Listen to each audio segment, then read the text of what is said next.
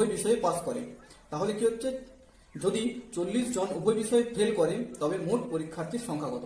অর্থাৎ কি বলেছে দেখো, 65% বাংলায়, বেঙ্গলিতে কি হয়েছে 65% কি হয়েছে, এরা পাস করেছে।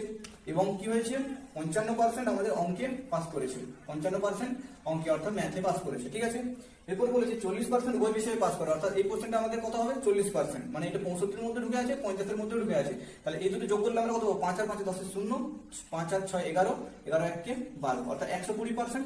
কিন্তু তার মধ্যে 40% ঢুকে আছে, তার জন্য আমরা বিয়োগ করে দেবো। তাহলে কত হচ্ছে এখানে 80।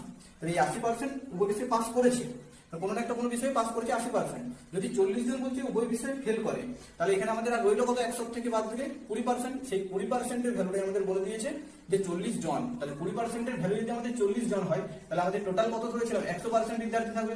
তাহলে দেখো 0 0 কাটলাম, 2 2 4, অর্থাৎ 2 এর সঙ্গে 100 গুণ করলে কত হবে, 200 জন। এটা আমাদের